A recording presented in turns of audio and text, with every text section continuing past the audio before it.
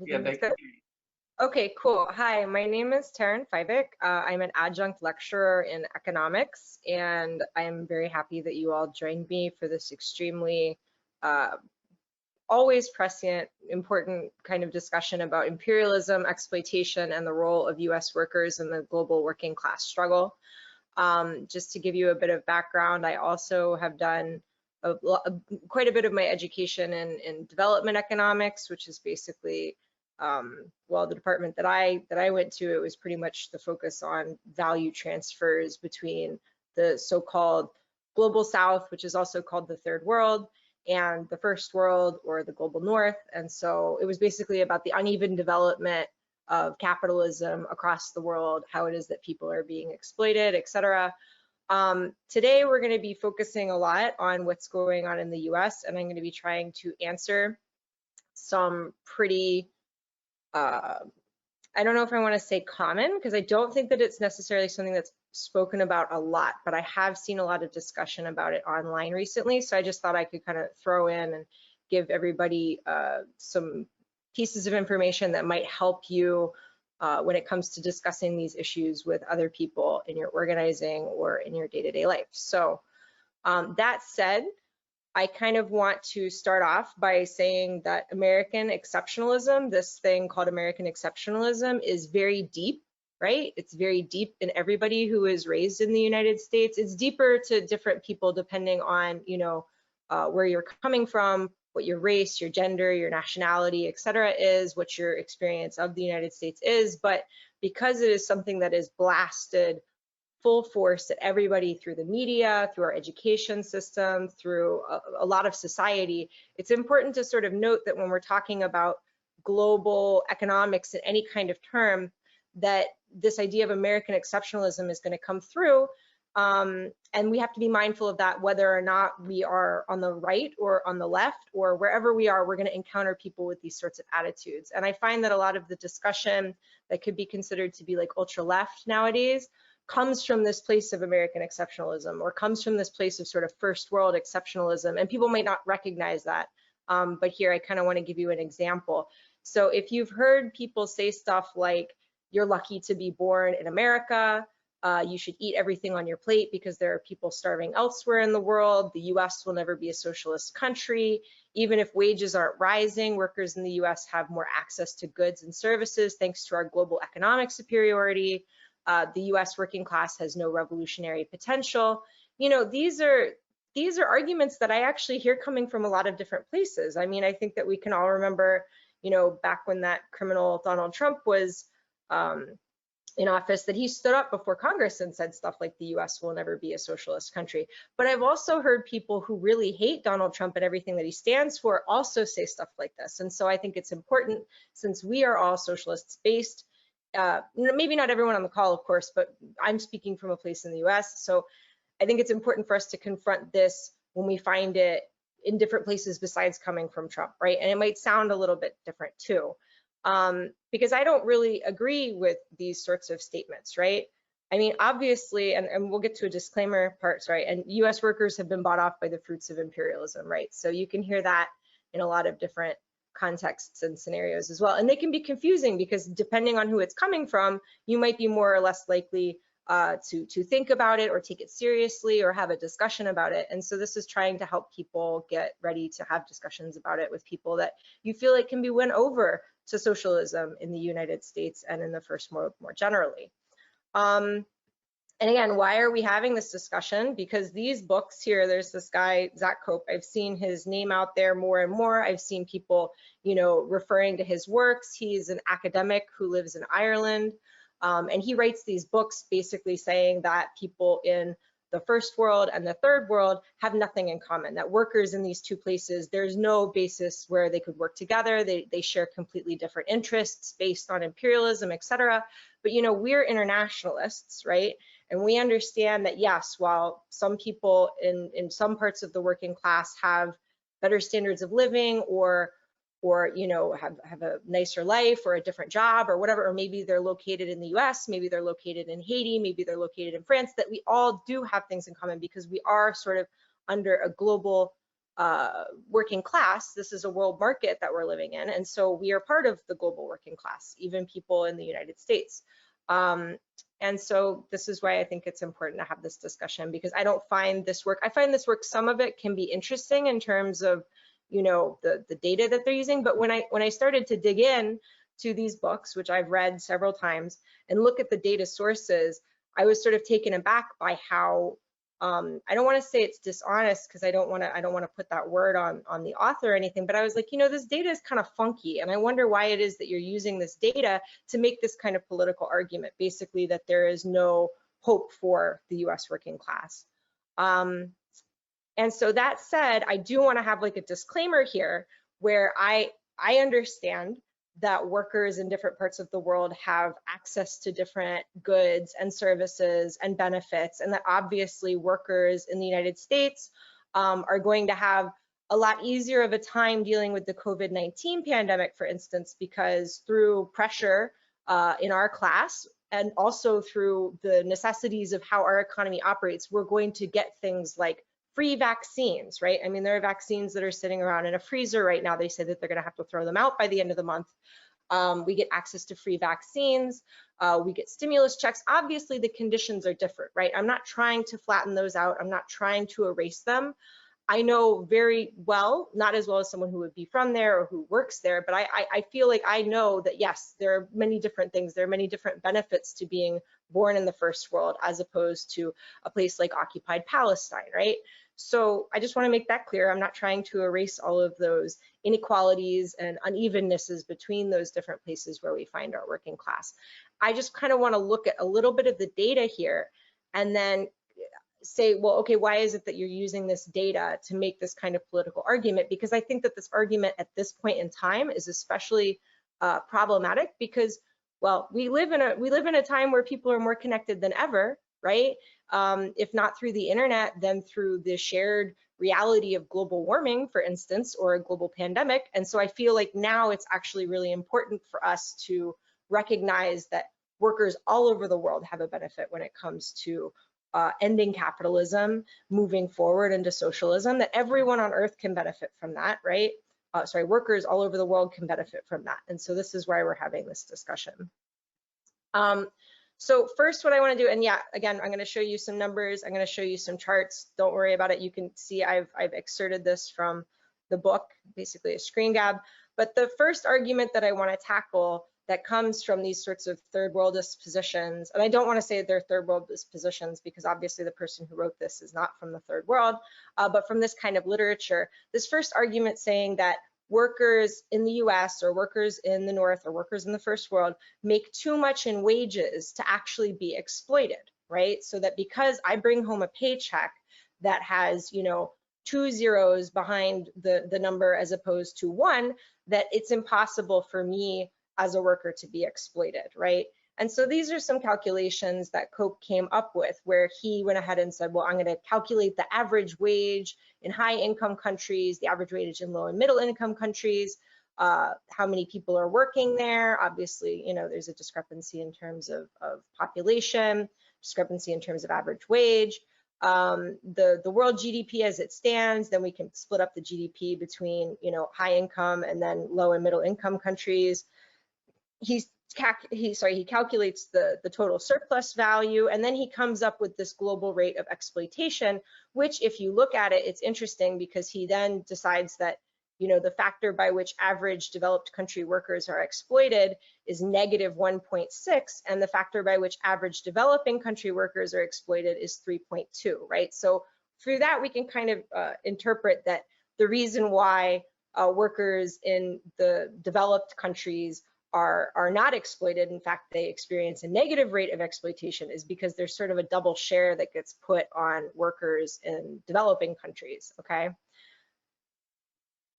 And it's interesting too, because for instance, he uses words like high income countries and then words like developed countries. And it's interesting because he doesn't really explain where he's changing up the terminology and why there. He's got this one thing where he says there's an average annual wage, and then the maximum wage beyond which no surplus value is created, right? Meaning that if you're making more than this, then you are certainly not an exploited worker. And he uses this data, and if you look at this table, you're like, oh, well, because the average annual wage for developed countries is $40,000, which is more than, $25,920, well, then I guess those workers are not necessarily being exploited, right? Because workers in developing countries are being exploited even more because of their wages, right? So he's using two things here. He's using wages as sort of a barometer for whether or not you are exploited, as much money as it is that you're taking home. And then he's also using a lot of averages. Like, I feel like this table is really ambitious because he has somehow come up with these averages for the entire global working class based on people who are making wages, right? And it's sort of interesting that you can, at the same time you're trying to explore differences or maybe uneven development, you're kind of collapsing a lot of things in on that, right? So if we look at average wages in developed countries, for instance, there's no breaking that down by race, there's no breaking that down by gender, there's no breaking that down by people who are paid under the table, or maybe people who are migrant workers and they're undocumented. Like, there's just a lot here that's falling through the cracks. He's just looking at wages, and he's making this claim that, well, if you make X amount of wages, then you're not an exploited worker, right? And he's only looking at wages. And I found this to be particularly interesting because if we look at the wages of some of the most powerful men in this country, in the US, right, we can see that, Warren Buffett makes $100,000 per year running Berkshire Hathaway. We can see that Jeff Bezos, who is officially the richest man in the world, well, he didn't get that way through his annual wage because he only gets paid $87,000 a year. Michael Bloomberg, as mayor of New York, decided that he was only going to take home $1 per year in pay. And then, of course, Donald Trump, he said that he was going to donate all of his $400,000 salary as president of the United States to, I don't know, to charities or something, to launder the money to go to right-wing causes, obviously. But, if we're just looking at wages, then these people are not heavy earners, right? They're not heavy hitters. I mean, doctors and lawyers and certain kinds of professionals probably make more than these people do, right? Certainly more than these two guys. But you've sort of taken them out of the picture when you're just focusing on wages, right? You're not looking at assets, you're not looking at wealth, you're not looking at investments, you're not looking at companies or power or anything like that. You're just looking at the wage. And so again, when you're using these sorts of averages, you end up kind of excluding these guys from the equation, or worse yet, including them in these averages and then saying, well, it's going to affect one way or another. So that's the first point that I have that I take with the wage argument. The second problem that I have with this wage argument is there's this thing called a maximum wage beyond which no surplus value is created. And he's saying that it's $25,920 and $2,005, but that actually ends up in 2019 being $34,202. That's according to inflation, right? And then, of course, the median income in 2019 in the US is slightly higher than that by like $30 or so, right? And so that's kind of weird too, right? Because if a median income is something that's in the very middle, then that means that officially more than half of the people who are earning wages inside of the United States by this guy's own metrics are being exploited. And yet we're supposed to just say, well, there's no revolutionary potential in the working class inside of the United States or inside of the first world because they're just paid too much in wages. By his own metrics, it's not true, right? And so this is just kind of tricky, and it made me think, like, why is he using this? Because when people look at tables like this, they get really intimidated by it. They say, oh, look, he got all these numbers, he put it in a table, he must really know what he's talking about. But when you actually kind of dig a little bit deeper and look at it, you can see that maybe it's not as strong an argument as it seems on its face. The second, and again, we can see here that even when we're talking about wages, this is the disconnect between productivity and a typical worker's compensation inside of the United States. This is from 1948 to 2014. You can see here that in the 70s, there was this disconnect between hourly compensation and productivity, right? So before 1973, it seemed as though as productivity for US workers kind of mirrored or closely followed how much people were bringing home in terms of hourly compensation. After 1973, there was suddenly this gap that opened up, right? And so now you can see that wages since 1973 haven't really seemed to have increased all that much at all, whereas productivity is still really, really high, right?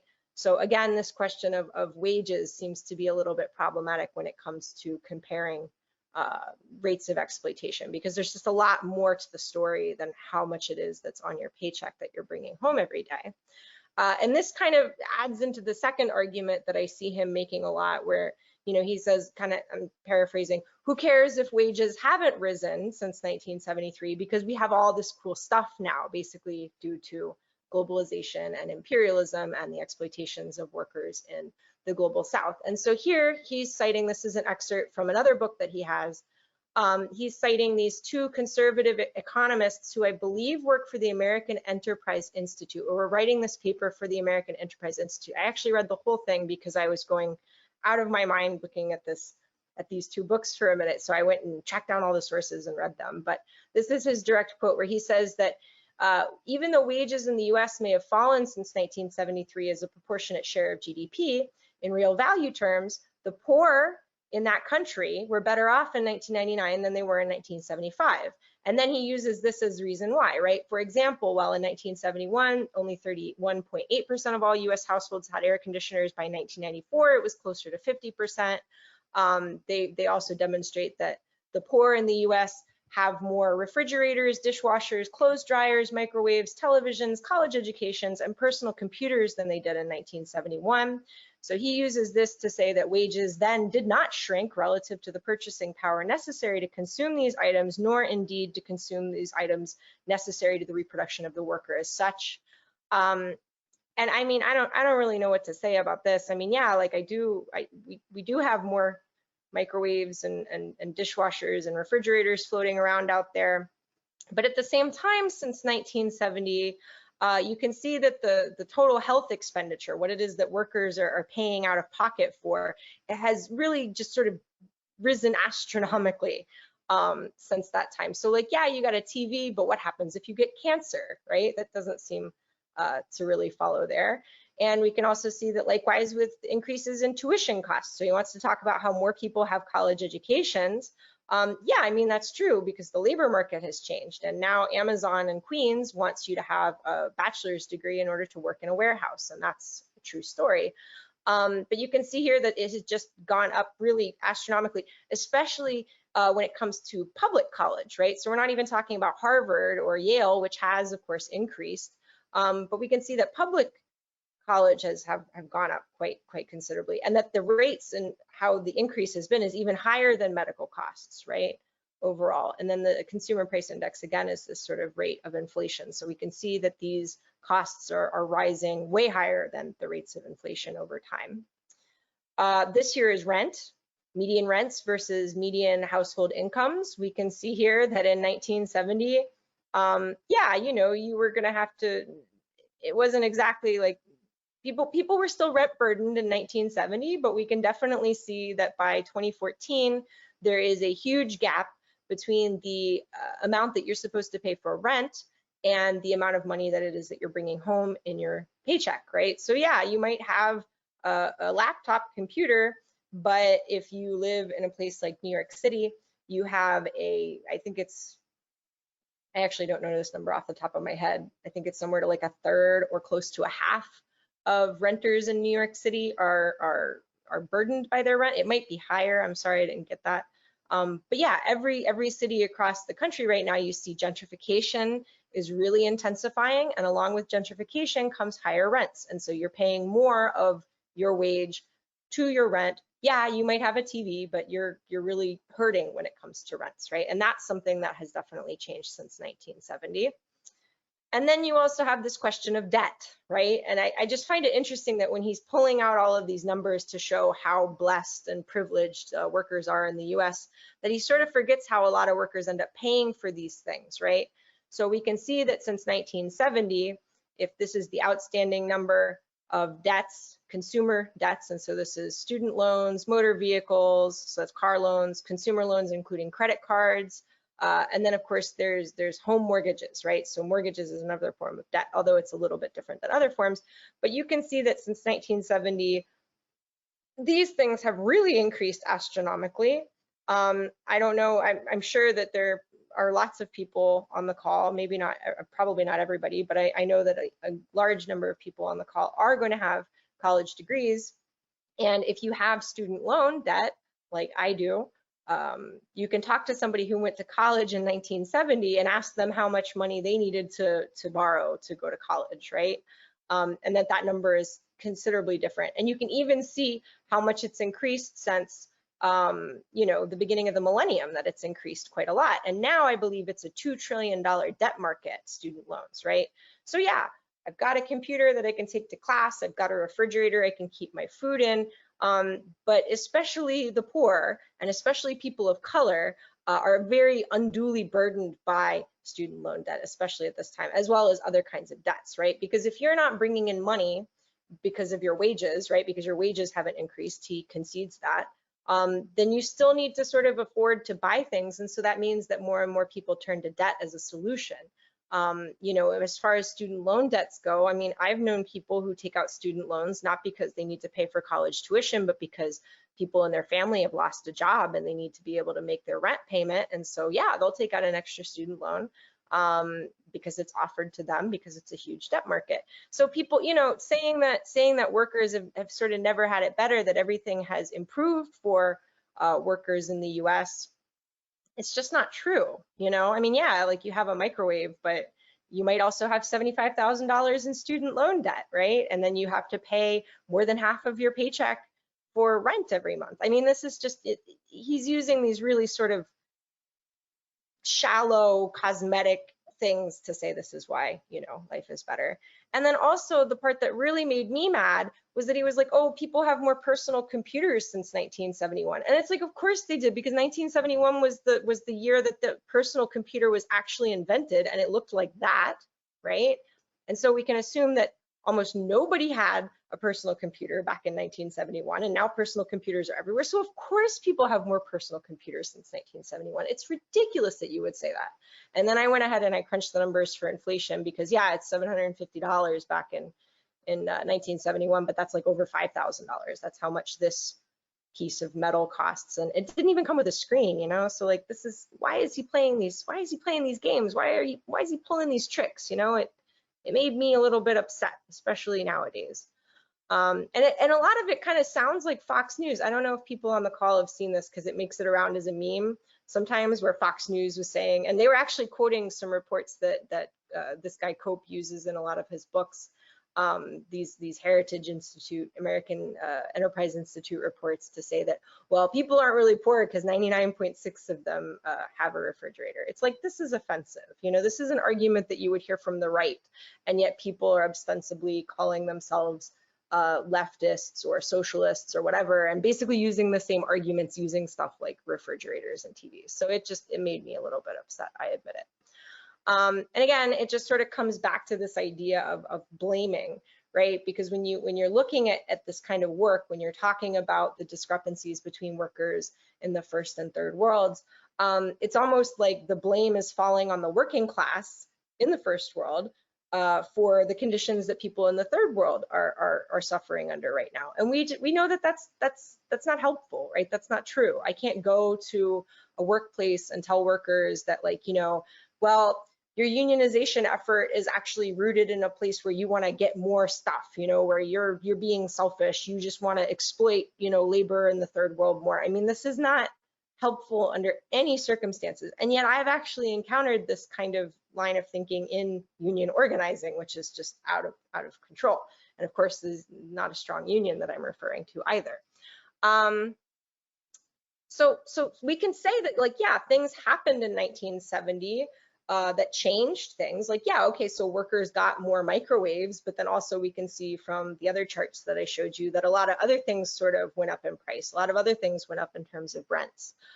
So what is it that exactly happened? And first, I want to say that labor creates all value, no matter what kind of labor is being performed. So whether you are pulling shots at a Starbucks, shots of espresso at a Starbucks, or you are building a car in a factory, that's creating value, no matter what it is that you're doing. And of course, there's the reproductive labor as well, right? People who are taking care of their families and raising up people to become part of the labor force. This is creating value, right? This is what it is that we are trying to seize back, because it rightfully belongs to us, right? So I want to make sure that we stick that there. And that the nature of the US economy has changed since 1970 in a way that was not beneficial to workers, right? So a lot of people would say that, well, well, not a lot of people, but some people would say that, well, workers have never had it better, right? But the way that the US economy changed towards these corporations exploiting third world labor was not in benefit to workers here. And that's where you get the right-wing argument of, oh, they shipped our jobs overseas, this xenophobia, this wanting to alienate us from the rest of our class all over the world, right? Jobs were offshored basically in part to seek higher profits because there were higher rates of exploitation, but also to break labor in this country, right? If we think about the gains that organized labor had made up until basically the beginning of the 1970s, they were pretty impressive. And so instead of these big corporations going head to head with larger numbers of organized labor in the US, they just said, well, you know what, we're going to take our factories, we're going to take our companies to places where we don't have to deal with labor unions because maybe they're illegal. Or if we have a problem with the labor union, it's fine if the government comes out and like blasts them all away. And then also this idea that there were expectations around lifestyle and access to credit. These things changed in order to help the US becomes the world's largest consumer market. The US is no longer the world's largest consumer market. Well, actually, I think that's up for debate right now. But for instance, if you've ever had people tell you, well, if you're a socialist, then why are you using a cell phone? Because that was something that was created by capitalism, I mean, you kind of need a cell phone to participate in the economy nowadays. You need a laptop in order to participate in the economy nowadays.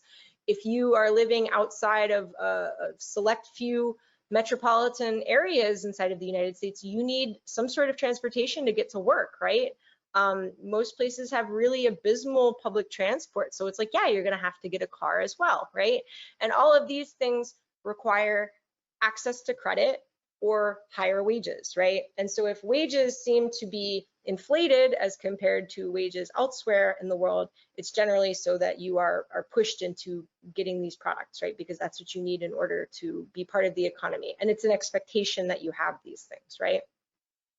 Oh, also college education, like in terms of expectations changing around how you participate with the economy. It's like nowadays, of course, like people go to college because otherwise it's going to be very challenging for you to find a job that's going to be able to increase your standard of living, and I think that that's unfortunate. I don't like that, and I think that that's part of why college tuition raised up too, is because people started to basically need it. And so when people need something, and if there's sort of a market for it, then the costs are going to rise as well. So I don't want to digress too far. While gains were made around civil rights issues, the inequalities were already baked into the economy, right? And so even though it's a wonderful, beautiful part of US history, the civil rights movement, the movement for gender equity, these are really beautiful, beautiful things. But then it sort of turned around to say, well, because we went through this movement, because laws changed, and it's wonderful that they did change, it's a real like testament to our success when we can fight together for these sorts of changes. As far as the market's concerned, it becomes a question of like, well, what's wrong with you as an individual, right? What's wrong with you as an individual? It puts the blame again back on the workers as opposed to putting the blame on the system itself. So I hope that that comes across okay and makes sense. Here's another thing that happened, right? So this is a chart that says this is services versus manufacturing. People who are employed in these things adjusted for workforce population growth, because obviously the workforce has increased over time. And we can see that the service industries, the jobs where you're working at Starbucks or whatever, some sort of service, have increased quite considerably, while the manufacturing has dropped off considerably as well. And that was basically because you had people, sorry, I was getting a call. You basically had people being put out of work when their factories closed and the operations put overseas. They're still expected to work for a living, right? So you have this explosion in people eating in restaurants, for instance. It wasn't always that people would eat so much in restaurants or eat out, but that sector becoming a bigger thing was in part because there are lots and lots of workers who are off looking for jobs. And as